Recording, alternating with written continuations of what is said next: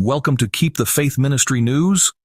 The Trump administration is creating a registry for all people who are in the United States illegally, and those who don't self-report could face fines or prosecution, immigration officials announced Tuesday.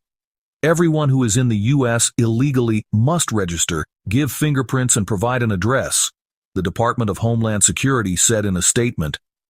It cited a section of the Immigration and Nationality Act, the complex immigration law, as justification for the registration process, which would apply to anyone 14 and older.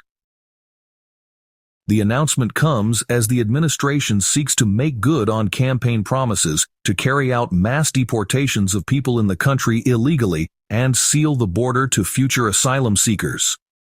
An alien's failure to register is a crime that could result in a fine, imprisonment, or both, the statement said.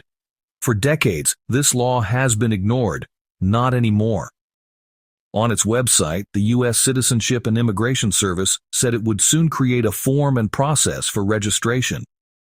In one of his 10 Inauguration Day executive orders related to immigration, President Donald Trump initially outlined plans for creating a registry and required that Homeland Security immediately announce and publicize information about the legal obligation of all previously unregistered aliens in the United States to comply.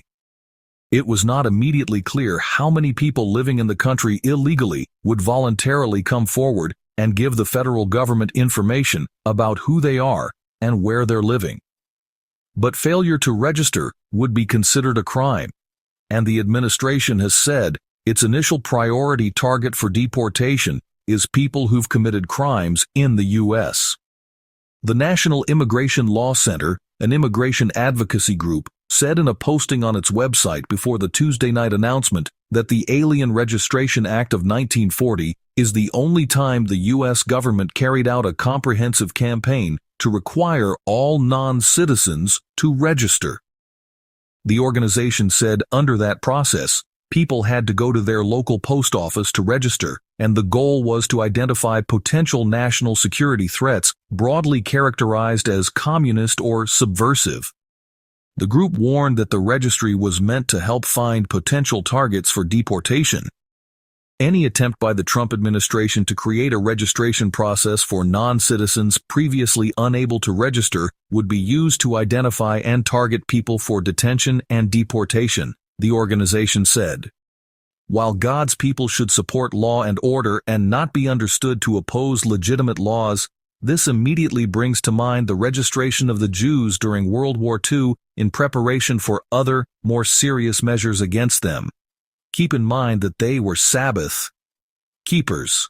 God's people should be very careful about supporting illegal immigration and at the same time show compassion and helpfulness to those in the country illegally. While this law is currently for illegal immigrants, when true Sabbath keepers are made illegal because of Sunday laws, will a similar registration be required to declare Sabbath keeping? Will this law or another law eventually be used in a way that mirrors what happened during World War II? It is interesting that unenforced sleeper laws on the books tend to come back to life at a time when they are needed. Think Sunday blue laws. What sleeper laws are on the books now that can come back to life and be used against God's people? Quote, "And he had power to give life unto the image of the beast, that the image of the beast should both speak, and cause that as many as would not worship the image of the beast should be killed." Revelation 13:15. This is Keep the Faith Ministry News. Thank you for watching.